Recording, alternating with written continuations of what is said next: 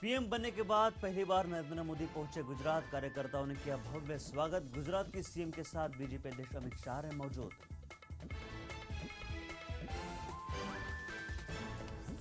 Delhi high court से प्रियंका गांधी के पति रॉबर्ट वाड्रा को मिली राहत। जमीन मामले जांच पर लगाई रोक।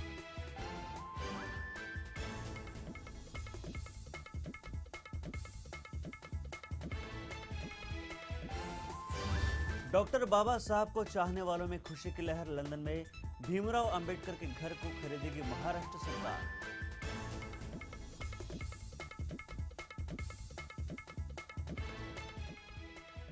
और लव जिहाद पर कांग्रेसी नेता दिग्विजय सिंह ने गृह मंत्री राजनाथ सिंह को लिखा पत्र, जताया आश्चर्य।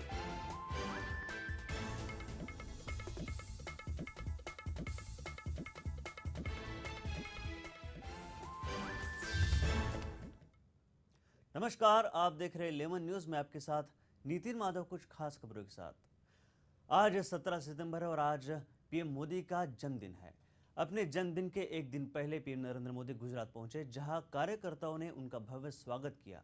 आपको बता दें कि पीएम बनने के बाद नरेंद्र मोदी का यह पहला दौरा है गुजरात का। वहीं पीएम ने गुजरात के अहमदाबाद में कार्यकर्ताओं को संबोधित किया। गुजराती भाषा में पीएम मोदी ने अपना भाषण दिया। उनके साथ गुजरात की सीएम आनंदीबेन पटेल और बीजेपी राष्ट्रीय अध्यक्ष अमित शाह सहित कई कार्यकर्ता भी मौजूद रहे। यहां पर अपने घर पहुंचने के बाद नरेंद्र मोदी ने अपने मां से मुलाकात की और उनकी मां ने उन्हें 501 रुपए भेंट स्वरूप दिए, ताकि वो बाढ़ पीड़ित जो है कश्मीर, जम्मू कश्मीर के, उनकी मदद के लिए वो पैसा जा सके। मोदी के जन्मदिन के बधाई पर वहां भव्य कार्यक्रम का आयोजन भी किया गया गुजरात में, अहमदाबाद में। साथ ही साथ पीएम मोदी अपने मां से मिले और ये उनका खास दौरा इसलिए है क्योंकि पीएम बनने के बाद ये उनका पहला जन्मदिन है और उनका पहला गुजरात दौरा है।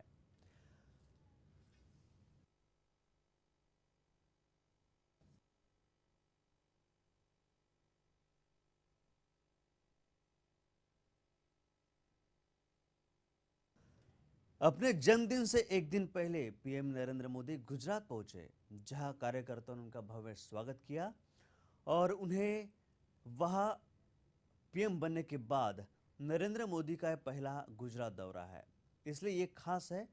वही पीएम ने गुजरात के अहमदाबाद में कार्यकर्ताओं को संबोधित भी किया और खासकर गुजराती भाषा का उन्होंने उपयोग किया अपने भाषण में। उनके साथ गुजरात की सीएम आनंदीबेन पटेल और बीजेपी राष्ट्रीय अध्यक्ष अमित शाह सहित कई कार्यकर्ता और कई विधायक मौजूद थे। अपने घर में जाने के बाद पीएम नरेंद्र मोदी ने अपने मां से मुलाकात की और उनकी मां ने उन्हें बधाई स्वरूप, शगुन के स्वरूप 500 बाढ़ पीड़ितों के लिए उन्हें एक राशि दी, जिससे वो बाढ़ पीड़ितों के, जो जम्मू कश्मीर के बाढ़ पीड़ित है, उनके लिए वो पैसा खर्च कर सके।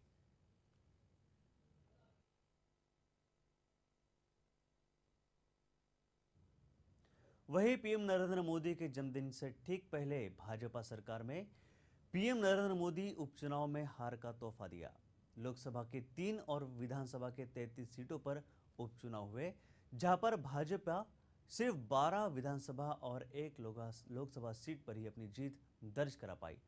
आपको बता दें कि यूपी के लोकसभा चुनाव में अपनी जोरदार छाप छोड़ने वाली बीजेपी पार्टी ने 11 में से सिर्फ 3 ही विधानसभा सीटों पर अपनी जीत दर्ज कराई।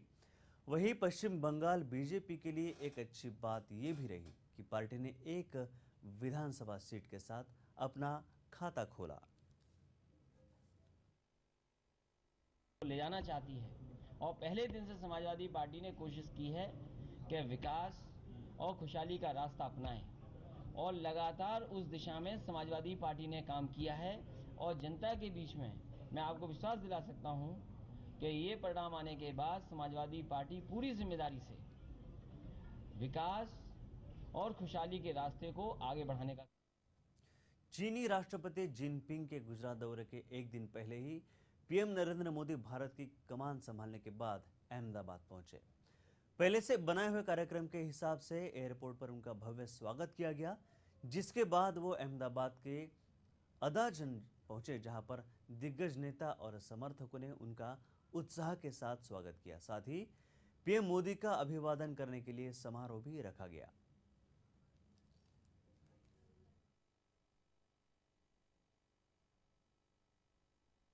કેટલાક સ્વાગતો હૃદયને સ્પર્શી જતા હોય છે। હું આપના પ્રેમ, આપની લાગણીને મારે માટે એક અમૂલ્ય મૂડી તરીકે જોઉં છું। પ્રજાનો આ પ્રેમ જ, કાર્યકર્તાઓનો આ સાથ સથવારો એ જ काम करवानी नवी। पीएम नरेंद्र मोदी अपने गुजरात के दौरे में अहमदाबाद और गांधीनगर के कार्यकर्ताओं को और समर्थकों को संबोधित करने के बाद गुजरात के गवर्नर ओम प्रकाश कोहली के गांधीनगर स्थित घर पर उनसे खास बातचीत करने के लिए पहुंचे। देखने वाली बात यह है कि ओम प्रकाश कोहली उनके स्वागत के लिए अहमदाबाद एयरपोर्ट पर भी उपस्थित थे। जब मोदी गवर्नर कोहली के घर पहुंचे तब कोहली उनका स्वागत करने बाहर आए और इंतजार करते रहे।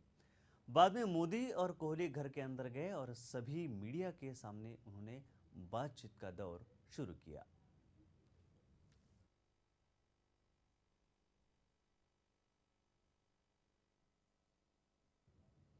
गांधीनगर के त्रिमंदिर में प्रधानमंत्री नरेंद्र मोदी भाजपा कार्यकर्ताओं से रूबरू हुए। अपने चहेते नेता को सामने देख भाजपा कार्यकर्ताओं में उत्साह देखने को मिला। प्रधानमंत्री ने अपने चित परिचित अंदाज में भाषण देकर भाजपा कार्यकर्ताओं के दिल जीत लिए।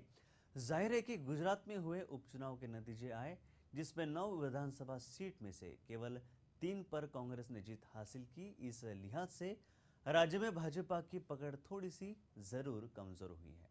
इस लिहाज से मोदी ने अपने भाषण में कार्यकर्ताओं में जोश भरने का भरपूर प्रयास किया। देश ने આટલે મોટી જો ખોટ હતી તો આજ હતી કે નાનાનો કોઈ વિચાર નહોતો અને આજ અમારું વિઝન છે, આજ અમારી પ્રતિબદ્ધતા છે, આ દિશામાં જ અમારો પુરુષાર્થ છે અને તેથી આ પ્રધાનમંત્રી જન ધન યોજના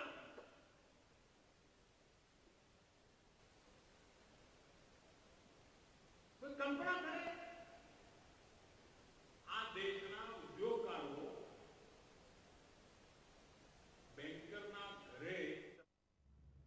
महाराष्ट्र चुनाव आयोग ने चुनावी तैयारियां शुरू कर दी। मुंबई के बांद्रा स्थित जिलाधिकारी ऑफिस में महाराष्ट्र में होने वाले विधानसभा चुनाव को लेकर मुंबई उपनगर के जिलाधिकारी शेखर चन्ने ने बैठक रखी, जिसमें उन्होंने कहा कि लोकसभा चुनाव में ईवीएम मशीन को लेकर जो खामियां थी वो अब इस बार विधानसभा चुनाव के वक्त नहीं होगी। और साथ ही उन्होंने बताया कि मतदान सुरक्षा व्यवस्था को लेकर चुनाव आयोग ने 3 स्ट्रेटेजी बनाई है ताकि चुनाव में किसी भी तरह की कोई गलती ना हो सके। जो मुहिम है फॉर्म भरने की, ये कल यानी 17 सितंबर 2014 के शाम के 5 बजे तक चलती रहेगी। जो भी मतदाता अभी भी जिनके नाम मतदाता सूची में समाविष्ट नहीं है, वो कल 17 सितंबर शाम 5 बजे तक अपना फॉर्म भर सकते हैं।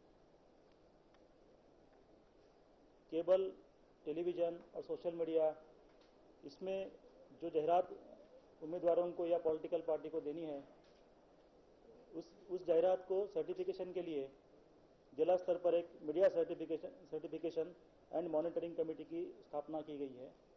इस कमेटी के अध्यक्ष संबंधित लोकसभा जो मतदार संघ है उसके निर्वाचन अधिकारी रहेंगे और उसमें सदस्य के तौर पर विधानसभा मतदार संघ के चुनाव अधिकारी, निर्वाचन अधिकारी जो है वो उसमें मेंबर रहेंगे।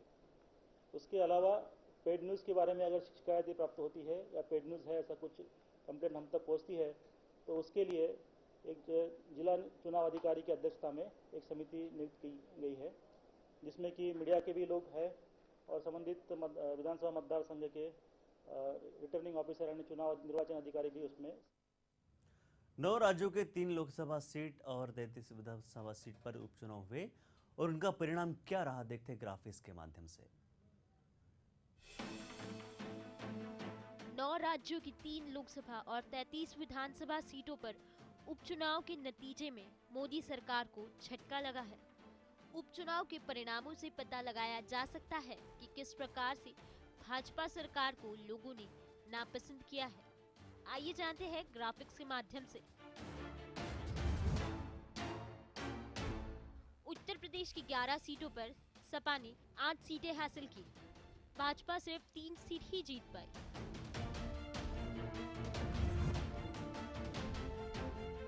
गुजरात के 9 सीटों पर भाजपा के हाथ 7 सीटें आई तो कांग्रेस सिर्फ 2 पर ही विजयी पा सकी।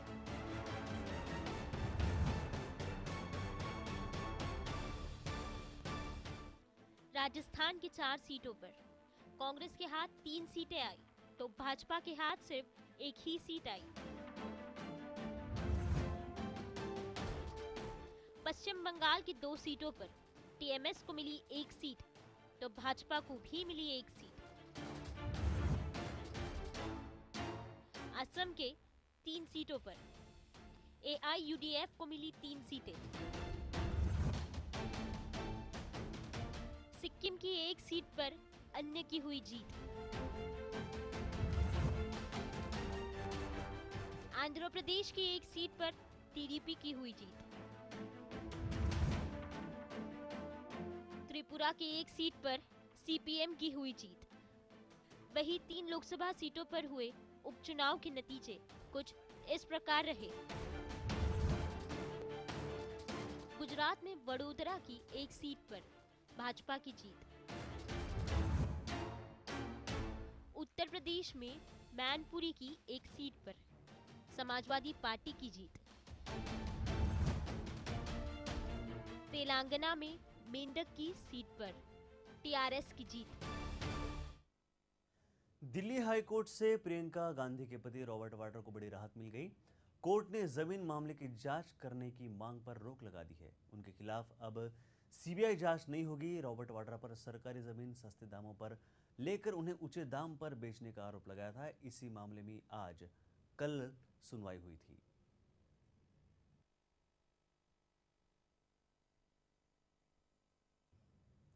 डॉक्टर बाबा साहेब के चाहने वालों के लिए खुशी की खबर है। लंदन के हेनरीज रोड पर स्थित भीमराव अंबेडकर के 2050 वर्ग फुट के मकान को खरीदकर महाराष्ट्र सरकार वहां पर स्मारक बनाना चाहती है। बाबा साहब यहां 1920 के दशक में रहते थे। इस संपत्ति को Federation of Ambedkarized and Buddhist Organisation ने खरीदा है और जिसकी कीमत करीबन 40 करोड़ रुपए आकी जा रही है।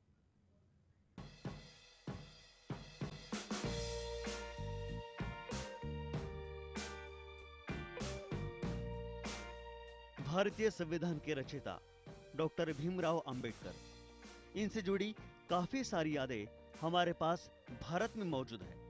मगर आने वाले कुछ दिनों में एक और अनोखी चीज इस बेशकीमती धरोहर से जुड़ने जा रही है और वो है लंदन स्थित डॉक्टर भीमराव अंबेडकर का घर, जो लंदन के किंग हेनरी रोड पर स्थित है और इस घर का क्षेत्रफल 2050 स्क्वायर फीट है। इस घर को खरीदने में महाराष्ट्र सरकार ने पहल की है। दरअसल डॉक्टर भीमराव अंबेडकर वर्ष 1920 में स्कूल ऑफ इकोनॉमिक्स में पढ़ाई के दौरान इसी घर में रहते थे और आज इस घर की कीमत तकरीबन 40 करोड़ रुपए बताई जा रही है। लंदन के Federation of Ambedkarites and Buddhist Organisation यानी FABO ने महाराष्ट्र सरकार और केंद्र सरकार को पत्र लिखकर घर की नीलामी की सूचना दी थी। इसके बाद महाराष्ट्र के जल संरक्षण मंत्री नितिन राउत ने प्रदेश सरकार से लंदन में डॉक्टर भीमराव अंबेडकर के घर को खरीदने के लिए केंद्र सरकार से तालमेल करने को कहा और अब इस प्रस्ताव को अंतिम स्वरूप दिया गया है। इस ऐतिहासिक घर को खरीदने के बाद विश्व भर के लोगों को डॉक्टर अंबेडकर जैसी महान हस्ती को जानना और समझना अब ज्यादा आसान होगा। Bureau report, lemon news, Mumbai.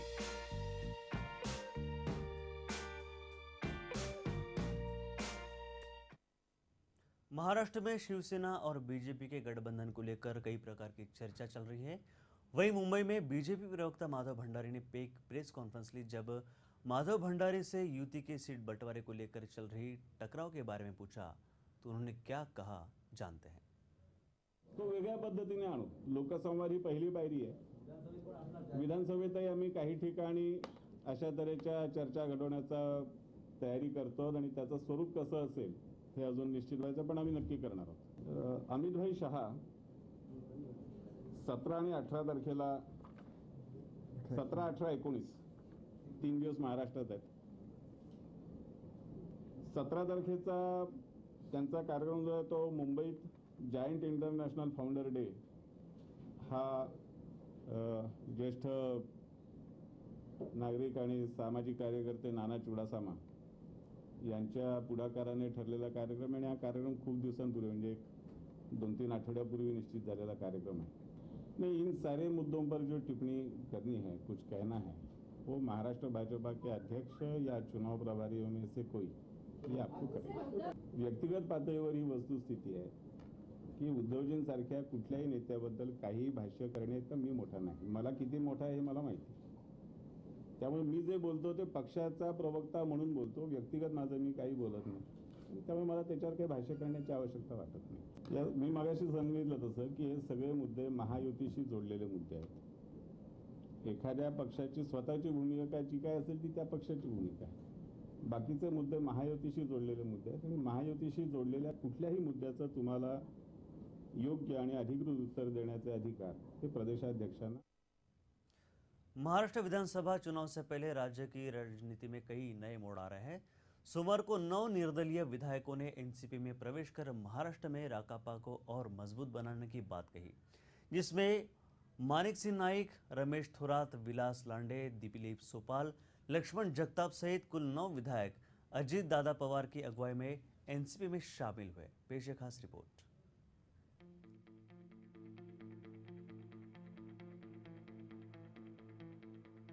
आगामी विधानसभा चुनाव तिथि की घोषणा के बाद महाराष्ट्र में इन दिनों दूसरे दलों के नेताओं को अपने पक्ष में करने का काम जोर शोर से चल रहा है.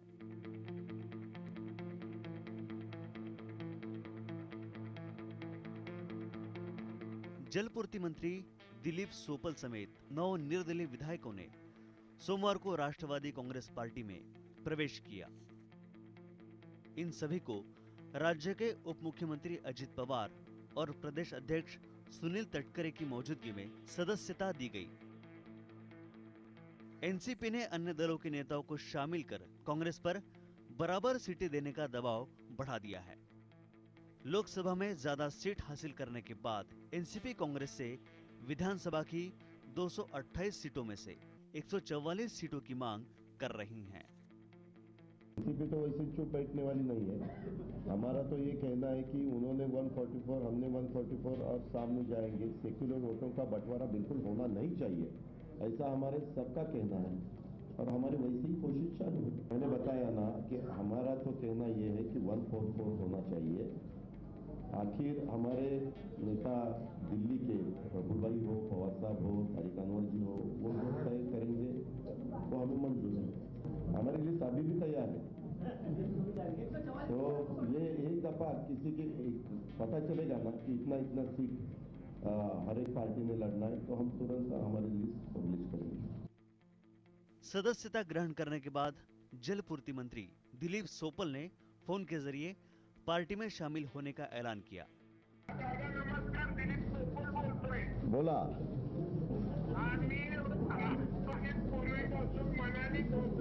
हाँ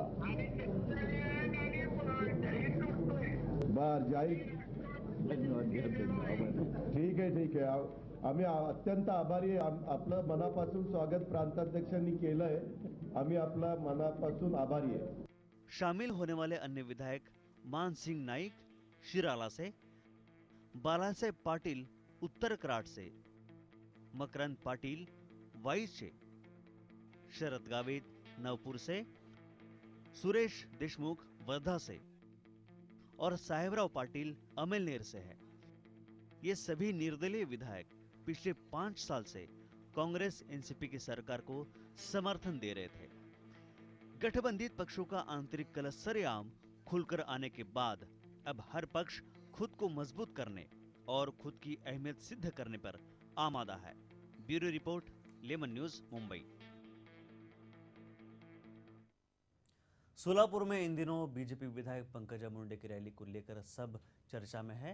वो अपने पिता गोपीनाथ मुंडे जी के अधूरे ख्वाब पूरा करने का दावा करके जनता के बीच में आ रही हैं।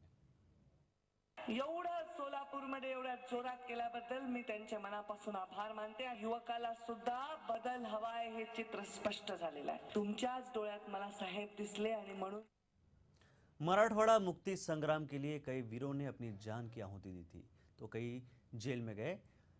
वही इस स्वतंत्रता की लड़ाई में हुतात्माओं का बड़ा योगदान रहा, जिसके चलते महाराष्ट्र में हुतात्माओं के कई स्मारक बनाए गए हैं, लेकिन इन स्मारकों का हाल काफी दयनीय है। वही सरकार भी इन स्मारकों पर नजरअंदाज करती नजर आ रही है। आपको बता दें कि 17 सितंबर को मराठवाड़ा मुक्ति संग्राम दिवस मनाया जाता है। मराठवाड़ा को आजादी देने के लिए कई स्वतंत्र सैनिकों ने अपने प्राण की आहुति दे दी। उनके स्मरणार्थ महाराष्ट्र शासन ने मराठवाड़े के कई इलाकों में उनके स्मारक खड़े किए गए, लेकिन उस स्मारक पर प्रशासन की ओर से नजरअंदाज हो रहा है। क्या उन हुतात्माओं के बलिदान को प्रशासन भूल गए क्या? ऐसे कई सवाल यहाँ खड़े हो रहे हैं। कैमरामैन रंजीत के साथ गणेश गायकवाड़, लेमन न्यूज, उस्मानाबाद। नवी मुंबई की तुर्भे एमआईडीसी पुलिस ने एक ऐसे चोर को गिरफ्तार किया जो अपनी मौज मस्ती के लिए अक्सर दूसरों की मोटरसाइकिल चुराया करता था। पुलिस के मुताबिक आरोपी अहमदनगर से मोटरसाइकिल चुराकर यहाँ वहाँ घूमता करता था। वही पूरा मामला तुर्भे पुलिस स्टेशन में दर्ज कराया गया है।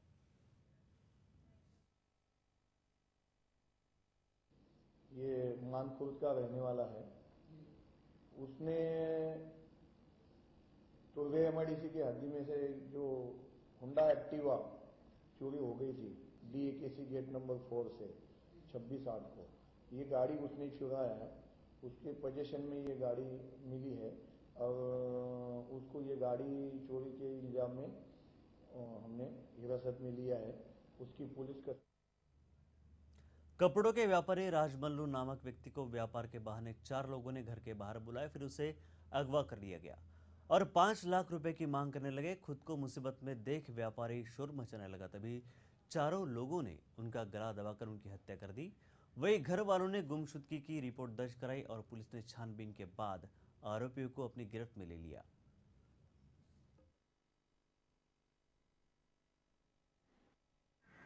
कुंभारवाड़ा पुलिस स्टेशन के एरिया में कामूर्ति गायत्री नगर एरिया है, जहाँ पे राजमल्लू आलू वाला, ये 47 साल का आदमी जो अपने पावरलूम का काम देखता था, वो घर पे वापस नहीं आया रात को 10 बजे तक। 27 अगस्त की बात है ये। तो उनके लड़का नवीन, इन्होंने पुलिस स्टेशन में शुरू में मिसिंग की फिरियाद दी। उसके बाद में ये पता चला कि ये राजमल्लू जो है ये उन्हीं के पहचान का विनोद नाम का एक लड़का है। ये उनको कभी कभी मोटरसाइकिल पे बिठाकर घर पे लाता था या घर से लेके जाता था। तो उनको पूछताछ करने के बाद में उसने संदेह की बातें की, तो उस पर से उनको डाउट आया कि विनोद और उसके साथीदारों ने उसके पिताजी का अपहरण किया होगा। इस तरह उन्होंने फिरियाद 10 सितंबर को कुंभारवाड़ा पुलिस स्टेशन में शिकायत दर्ज की। उसके आधार पर शुरू में पुलिस ने किडनैपिंग का केस दर्ज किया और इसमें स्पेशल टीम कुंभारवाड़ा पुलिस ने लगाई थी, जिसमें क्राइम ब्रांच की भी टीम काम कर रही थी। ये संदेह चारों आरोपी विनोद और उसके 3 साथीदार, जिसमें एक का नाम अनिल है, एक रवि है और एक हर्ष है, जो करीबन 25 से 27 साल की उम्र के हैं। तो ये सब के चारों एक्यूज उनके घर से लापता थे, जिसके कारण और ज़्यादा संदेह पुलिस को आया और जो स्क्वाड पुलिस ने बनाया था इन चारों की तफ्तीश के लिए, और ये राजमल्लू जो मिसिंग थे, तो उसमें कि ये शुरू में रवि, इसमें शुरू में विनोद, ये आरोपी पकड़ा गया। शिरडी के साई बाबा विवाद का मामला अब सुप्रीम कोर्ट तक पहुंच चुका है। एक साई मंदिर ट्रस्टी ने सुप्रीम कोर्ट में एक याचिका दायर की, जिसमें उन्होंने न्यायालय को ये बताया कि साई बाबा हिंदू थे और उनके पास कई प्रमाण है उनके हिंदू होने के। इस मामले की सुनवाई सुप्रीम कोर्ट बुधवार 17 सितंबर को करने वाला है। विदेशी पैसों के मामले को लेकर उन्होंने कहा कि शिरडी के साई बाबा मंदिर की जो बल्कि सभी मंदिरों की जांच सीबीआई से करानी चाहिए।